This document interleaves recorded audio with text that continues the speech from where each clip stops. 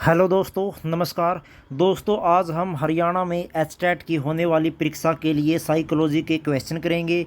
आज हम जो क्वेश्चन पेपर करेंगे वो है एचटेट 2020 का। एचटेट 2020 में साइकोलॉजी से जो प्रश्न पूछे गए थे उसको आज हम रिपीट करेंगे, उसका रिवीजन करेंगे, जो आपको आगामी एचटेट जो होगा 12-13 नवंबर को उसके लिए उपयोगी हो सकता है। चलिए शुरुआत करते हैं। निम्नलिखित में से कौन सी विकास की सही विशेषता नहीं है?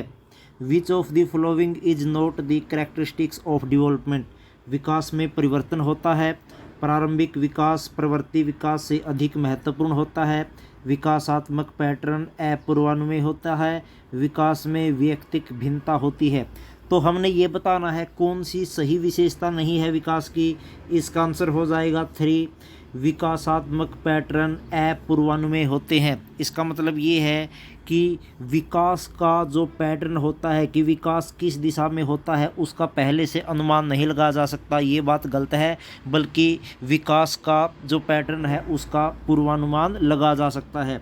तो यहाँ पर पूछा था विशेषता नहीं है, तो आंसर होगा विकासात्मक पैटर्न अपूर्वानुमेय होते हैं। सेकंड, निम्नलिखित में से कौन सी प्रेरकों के मापन हेतु अप्रत्यक्ष विधि है?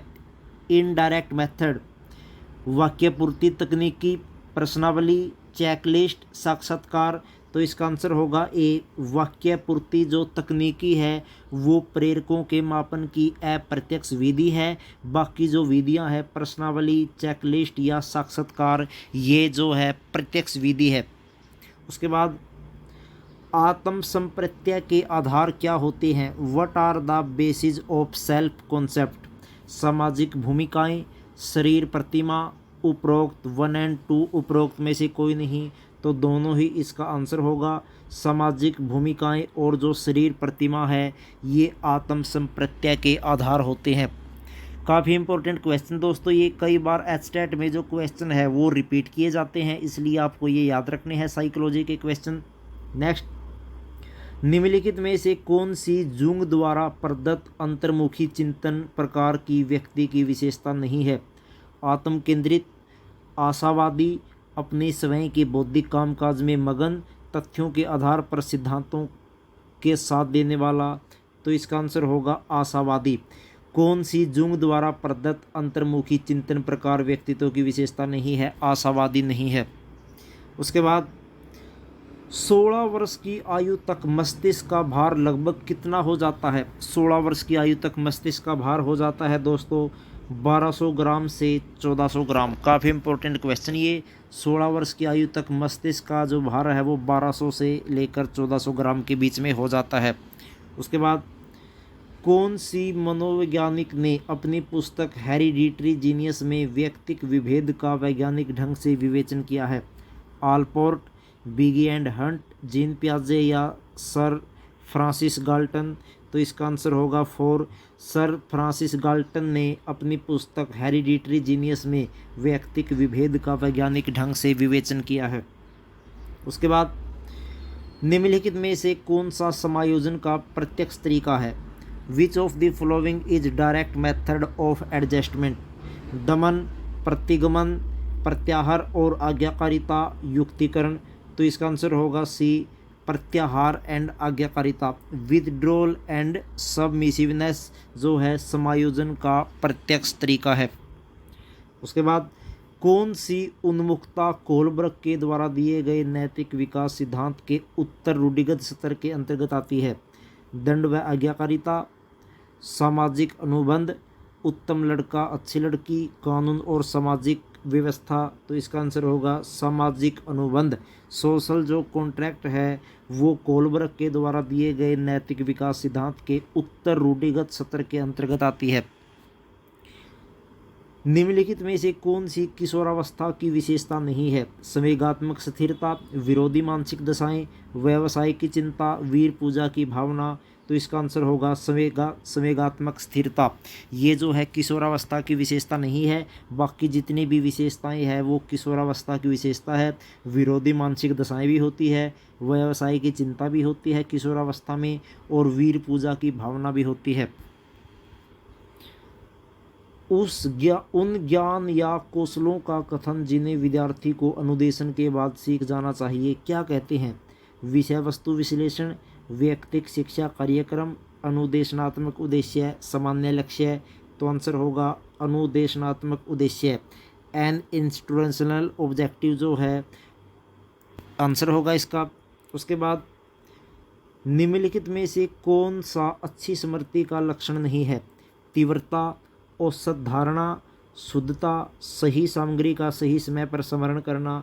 तो आंसर होगा औसत धारण, यानी जो एवरेज रिटेंशन है वो अच्छी स्मृति की विशेषता नहीं है। बाकी तीव्र गति से सीखना, शुद्धता और सही सामग्री को सही समय पर याद रखना ये अच्छी स्मृति की विशेषता होती है। निम्नलिखित में से कौन सा संप्रत्यय बंडूरा के सामाजिक अधिगम सिद्धांत से संबंधित नहीं है? मॉडलिंग, अनुकूलन, अनुकरण, अवलोकनात्मक अधिगम। तो आंसर होगा अनुकूलन। जो अनुकूलन है ये बंडूरा के सामाजिक अधिगम सिद्धांत से संबंधित नहीं है। बाकी जो है मॉडलिंग, अनुकरण और अवलोकनात्मक जो अधिगम है उसके सिद्धांत से जुड़े प्रत्यय हैं। सेल्डन ने शारीरिक गठन के आधार पर श्रेणीकरण को मानते हुए प्रबल एंडोमॉर्फ व्यक्तियों का श्रेणी अनुपात क्या बताया है? 7-1-1, 1-7-1, 1-1-7, 4-4-4। तो आंसर होगा 7-1-1, 7-1-1। इसको सेल्डन ने शारीरिक गठन के आधार पर श्रेणीकरण को मानते हुए प्रबल एंडोमॉर्फ श्रेणियों का श्रेणी अनुपात बताया है। एरिक्सन के अनुसार व्यक्तित्व विकास की 5वीं अवस्था कौन सी है? परिश्रम प्रियता बनाम हीनता, पहचान बनाम भूमिका संभ्रांति, प्रगाढ़ता बनाम विलगन और उत्पादनशीलता बनाम स्थिरता। तो इसका आंसर होगा पहचान बनाम भूमिका संभ्रांति। ये एरिक्सन के अनुसार व्यक्तित्व विकास की 5वीं अवस्था होती है। उसके बाद निम्नलिखित में से कौन सा गिलफोर्ड द्वारा प्रदत्त सृजनात्मकता का तत्व नहीं है? प्रवाहिता, उद्भवन, लचीलापन या मौलिकता। तो इसका आंसर होगा उद्भवन, यानी जो इनकबेशन है ये गिलफोर्ड द्वारा प्रदत्त सृजनात्मकता का तत्व नहीं है। निम्नलिखित में से कौन सा अधिगम के धनात्मक स्थानांतरण का प्रकार नहीं है? पार्श्व स्थानांतरण, क्रमिक स्थानांतरण, अक्षैतिज स्थानांतरण, शून्य स्थानांतरण। तो आंसर होगा जीरो जो ट्रांसफर है, शून्य स्थानांतरण, ये अधिगम का धनात्मक स्थानांतरण का प्रकार नहीं है।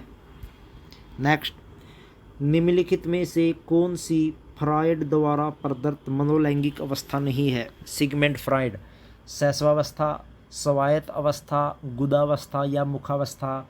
तो आंसर होगी स्वायत्त अवस्था, यानी जो ऑटोनोमी स्टेज है ये फ्रायड द्वारा प्रदत्त मनोलैंगिक अवस्था नहीं है। बाकी जितनी भी अवस्था है, चाहे शैशवावस्था हो या गुदावस्था हो या मुखावस्था हो, ये मनोलैंगिक अवस्थाएं हैं। काफ़ी इंपॉर्टेंट क्वेश्चन दोस्तों, सारे के सारे ये याद रखने हैं। किसने कहा कि मनोविज्ञान जीवित जीव जंतुओं के बर्ताव का धनात्मक विज्ञान है? Sir William McDougall, sir Francis Galton, Max Wertheimer, William James. तो आंसर होगा सर विलियम मैकडूगल ने कहा मनोविज्ञान जीवित जीव जंतुओं के बर्ताव का धनात्मक विज्ञान है। उसके बाद कौन सी शिक्षा मनोविज्ञान में अध्ययन की मनोभौतिकी विधि नहीं है? न्यूनतम परिवर्तन की विधि या सीमा की विधि, स्थिर उद्दीपक की विधि, औसत या माध्य त्रुटि की विधि, अब व्यक्तिगत अभिवृत्ति में परिमार्जन। तो आंसर होगा व्यक्तिगत अभिवृत्ति में जो परिमार्जन है ये अध्ययन की मनोभौतिकी विधि नहीं है। उसके बाद पूर्व ज्ञान के रूपांतरण, संगठन एवं पुनर्संगठन के द्वारा ज्ञान की रचना की जाती है। यह निम्नलिखित में से किसके दृष्टिकोण की सर्वोत्तम व्याख्या है? पियाजे, वाइगोत्स्की, फ्रायड, बंडूरा।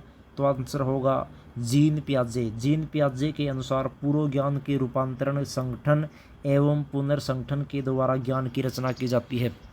उसके बाद पियाजे के संज्ञानात्मक विकास के सिद्धांत के अनुसार ज्ञान का आधारभूत निर्माण खंड कहलाता है स्कीमा, आत्मसात्करण, समाविष्टीकरण, संतुलीकरण। आंसर होगा स्कीमा।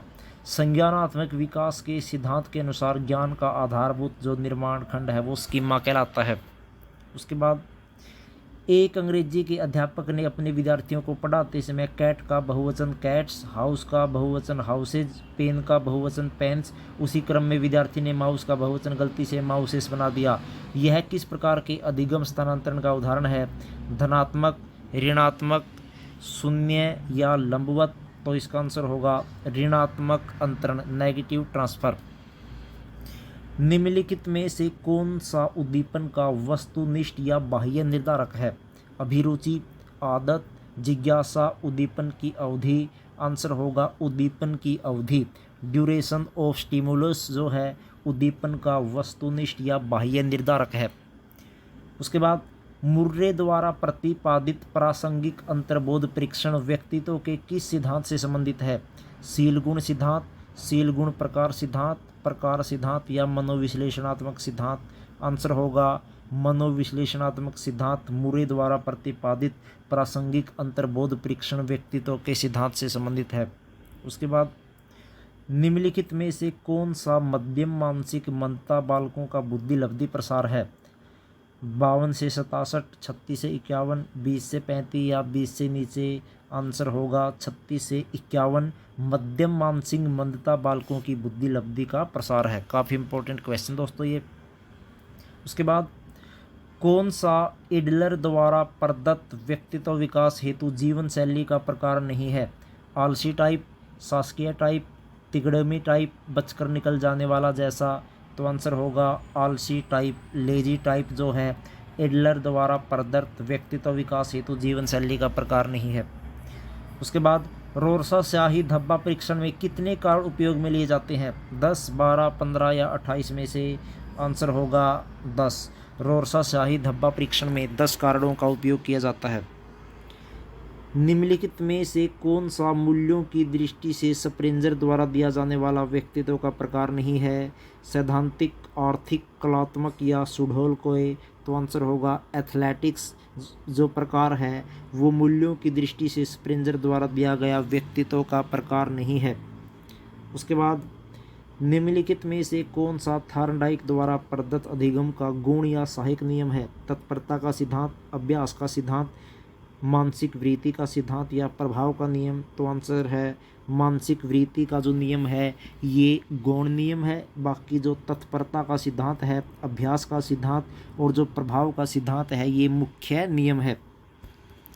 लास्ट क्वेश्चन, निम्नलिखित में से कौन सी किशोरावस्था की सही विशेषता नहीं है? किशोरावस्था बाल्यावस्था और वयस्कावस्था के बीच की परिवर्ती अवस्था है, ये भी सही है। किशोरावस्था में एक अस्पष्ट व्यक्तित्व स्थिति होती है, ये भी सही है। किशोरावस्था वयस्कावस्था की दहलीज होती है, ये भी सही है। यानी किशोरावस्था के तुरंत बाद वयस्कावस्था आती है। किशोरावस्था वास्तविकता का समय होता है, ये जो बात है वो गलत है, यानी ये विशेषता सही नहीं है किशोरावस्था की। तो दोस्तों ये थे साइकोलॉजी के क्वेश्चन एचटेट एग्ज़ाम 2020 सेट ए के। उम्मीद करते हैं आपको ये वीडियो पसंद आई होगी। अगर आप एचटेट की तैयारी करना चाहते हैं तो हमारे चैनल से जुड़ सकते हैं, क्योंकि पिछले एग्ज़ाम में आए जो क्वेश्चन है उनकी हम जो वीडियो है वो डालेंगे। इसके अलावा एचटेट से रिलेटेड जो करंट अफेयर्स क्वेश्चन है या अन्य प्रकार की जो सामग्री है वो भी हम समय समय पर चैनल पर डालेंगे ताकि एचटेट की तैयारी हो सके। तो मिलते हैं दोस्तों जल्दी ही नई वीडियो में नए टॉपिक के साथ। तब तक जय हिंद, जय भारत।